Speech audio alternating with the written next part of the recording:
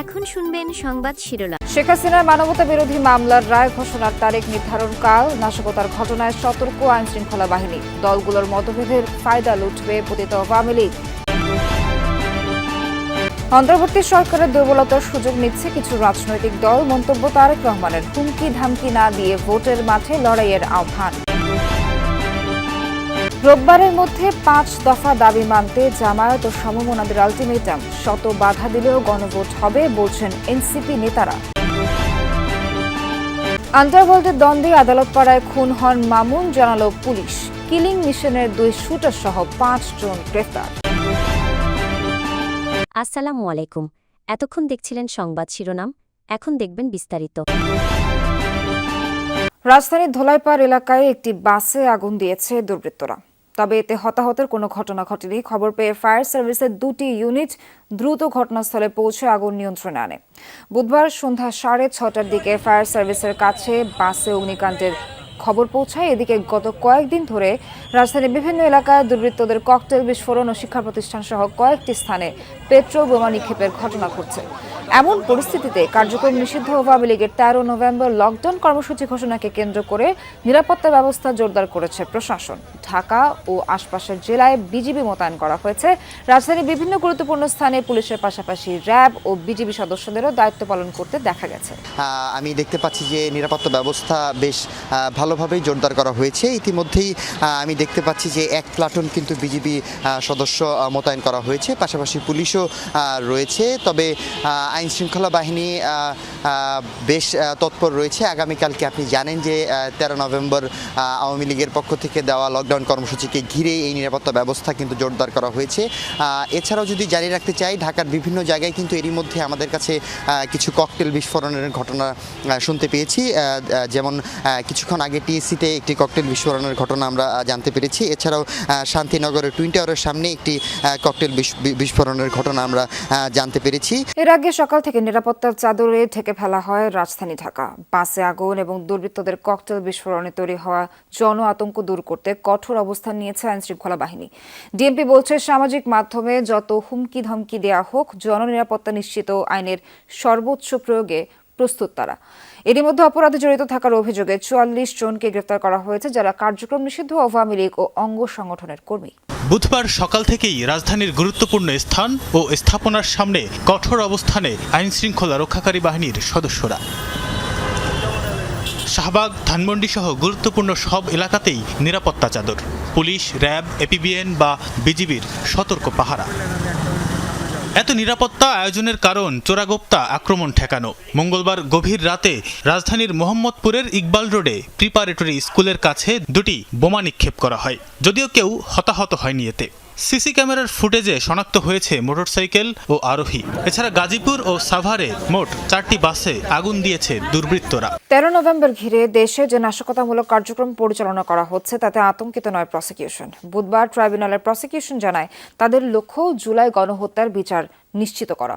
এদিকে কাল নাশকতার অপচেষ্টা রোধে ট্রাইব্যুনাল নিরাপত্তা বাড়ানোর কথা জানিয়েছে ট্রাইব্যুনাল প্রশাসন। এরই মধ্যে ট্রাইব্যুনাল এলাকায় সেনা মোতায়েন চেয়ে সেনা সদরে চিঠি দিয়েছে সুপ্রিম কোর্ট। ১৩ নভেম্বর মানবতা বিরোধী অপরাধে শেখ হাসিনার মামলার রায়ের তারিখ নির্ধারণ ঘিরে গেল কয়েকদিন ধরেই দেশে তৈরি হয়েছে উত্তাপ। বিভিন্ন স্থানে ককটেল বিস্ফোরিত ও বাসে আগুন দিয়ে সৃষ্টি করা হয়েছে আতঙ্ক।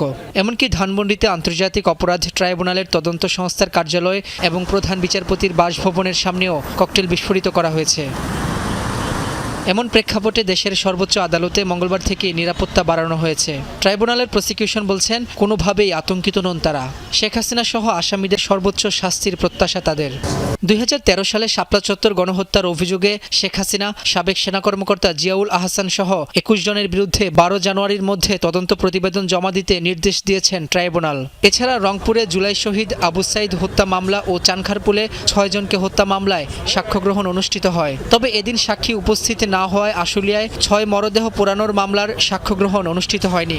দুর্বল অন্তর্বর্তী সরকারকে কোনো হুমকি ধামকি না দিয়ে আগামী ফেব্রুয়ারিতে জনগণের মুখোমুখি হওয়ার আহ্বান জানিয়েছেন বিএনপির ভারপ্রাপ্ত চেয়ারম্যান তারেক রহমান। বলেন, কোনো রাজনৈতিক দল নানা শর্ত দিয়ে নির্বাচনকে বাধাগ্রস্ত করতে চায়। গণভোটের আড়ালে পতিত পরাজিত ফ্যাসিবাদীদের পুনর্বাসনের সুযোগ করে দেওয়া হচ্ছে কিনা সে প্রশ্নও রাখেন তিনি। আহ্বান জানান পরিস্থিতি ঘোলাটে না করার। বিপ্লব ও সংহতি দিবস উপলক্ষে আলোচনায় এসব কথা বলেন তারেক রহমান। সিপাহী জনতার সম্মিলিত বিপ্লব ও সংহতির 50 বছর পূর্তি। 1975 সালের ঐতিহাসিক সেই 7 নভেম্বরকে স্মরণ করে চীন মৈত্রী সম্মেলন কেন্দ্রে বিএনপির এই আলোচনা সভায় আমন্ত্রিত অতিথি হিসেবে যোগ দেন জামায়াত ইসলামী সহ অন্যান্য রাজনৈতিক দলের নেতারা। এই যে একটা সম্পদ তৈরি হয়েছে, অপ্রয়োজনীয় সম্পদ, এটা কোনো প্রয়োজন ছিল না। সভায় প্রধান অতিথি হিসেবে বিএনপির ভারপ্রাপ্ত চেয়ারম্যান তারেক রহমান দীর্ঘ বক্তব্য দেন, যে বক্তব্যের পুরোটা জুড়ে ছিল সমসাময়িক রাজনীতি আর জন আকাঙ্ক্ষার বাস্তবায়ন ভাবনা। বলেন, কোনো একটি নির্দিষ্ট রাজনৈতিক দল বা গোষ্ঠীর অধিকার প্রতিষ্ঠা কিংবা রাজনৈতিক দর কষাকষির সুযোগ দিতে হাজারো মানুষ জুলাই অভ্যুত্থানে জীবন উৎসর্গ করেনি। বিভিন্ন শর্ত দিয়ে জাতীয় নির্বাচন অনুষ্ঠান বাধা সৃষ্টি করতে চাইছে একটি রাজনৈতিক দল অন্তর্বর্তীকালীন সরকারের দুর্বলতার সুযোগ নিয়ে কার্যত গণতান্ত্রিক জনগণের রাজনৈতিক অধিকার প্রতিষ্ঠার বিরুদ্ধেই মনে হয় অবস্থান নিচ্ছে বা নিয়েছে।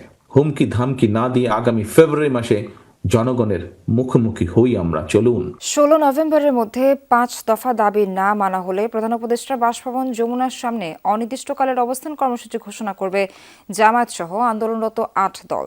সম্মিলিত সংবাদ সম্মেলনে হুঁশিয়ারি দেন দলগুলোর নেতারা। জানান, আলোচনার মাধ্যমে দাবি আদায়ে প্রধান উপদেষ্টার সাক্ষাতের জন্য সময় চেয়েছেন তারা। কাল রাজপথে 8 দলের নেতাকর্মীরা অবস্থান করবে বলেও জানানো হয় ব্রিফিংয়ে। জুলাই সনদের আইনি ভিত্তি দিতে আদেশ জারি এবং চলতি মাসেই গণভোট সহ 5 দফা দাবিতে মঙ্গলবার রাজধানীতে সমাবেশ করে জামায়াত ইসলামী, ইসলামী আন্দোলন সহ 8 দল। সমাবেশে পরবর্তী কর্মসূচি ঘোষণা না করলেও বুধবার জরুরি বৈঠকে বসে দলগুলো। বৈঠক শেষে রাজধানীর মগবাজার আলফালাহ মিলনায়তনে সংবাদ সম্মেলন করে নেতারা। এ সময় জামায়াতের সেক্রেটারি জেনারেল জানান, নিয়মতান্ত্রিক উপায়ে আলোচনার ভিত্তিতে দাবি আদায়ের লক্ষ্যে প্রধান উপদেষ্টার সাক্ষাৎ চেয়েছে 8 দল। প্রধান উপদেষ্টার সাক্ষাতের ব্যাপারে এ সময় জামায়াতের নায়েবে আমির মুজিবুর রহমান জানান, 16 নভেম্বরের মধ্যে দাবি আদায় না হলে এদিন সংবাদ সম্মেলন করে প্রধান উপদেষ্টার বাসভবনের সামনে অবস্থান কর্মসূচি ঘোষণা করা হবে। আগামীকাল আওয়ামী লীগের কর্মসূচিকে কেন্দ্র করে মাঠে থাকবে এনসিপি। জনগণের আতঙ্কিত হওয়ার কিছু নেই বলে আশ্বস্ত করেছেন দলটির নেতারা। দুপুরে ঢাকা রিপোর্টার্স ইউনিটিতে ন্যাশনাল হেলথ অ্যালায়েন্সের আত্মপ্রকাশ অনুষ্ঠানে এনসিপি নেতারা আরও বলেন, শত বাধা দিলেও গণভোট হবে। অভিযোগ করেন, অন্তর্বর্তী সরকার গণবিচ্ছিন্ন হয়ে গেছে। স্বাস্থ্য ও শিক্ষা খাতকে ঢেলে সাজানোর আহ্বানও জানান তারা। ঢাকা রিপোর্টার্স ইউনিটিতে আত্মপ্রকাশ করল স্বাস্থ্য পেশাজীবী ও শিক্ষার্থীদের যৌথ মঞ্চ ন্যাশনাল হেলথ অ্যালায়েন্স। অনুষ্ঠানে উপস্থিত ছিলেন এনসিপির কয়েকজন নেতা। স্বাস্থ্য খাতের নানান দুর্বলতা তুলে ধরার পাশাপাশি তারা কথা বলেন সাম্প্রতিক নানান বিষয় নিয়ে। স্বাস্থ্য খাতকে রাজনৈতিক প্রভাবমুক্ত করার তাগিদ দেন এনসিপির জ্যেষ্ঠ যুগ্ম সদস্য সচিব ডাক্তার তাসনিম জারা। আন্ডারওয়ার্ল্ডে দ্বন্দ্বে খুন হয় সন্ত্রাসী মামুন। তাকে হত্যার নির্দেশ দেয় ইমন মামুন গ্রুপেরই আরেক শীর্ষ সন্ত্রাসী রনি। তবে শীর্ষ সন্ত্রাসী ইমন এই হত্যার সাথে জড়িত কিনা তা খতিয়ে দেখছেন গোয়েন্দারা। তাদের দাবি, 2 শুটার রবিন ও ফারুক গুলি করে মামুনকে। হত্যার জন্য মাত্র 2 লাখ টাকায় তাদের ভাড়া করে মামুনের এক সময়কার সহযোগী রনি। এদিকে গ্রেফতারকৃত 5 আসামিকে মোহাম্মদপুর থানার অস্ত্র মামলার 4 দিন করে রিমান্ড দিয়েছেন আদালত।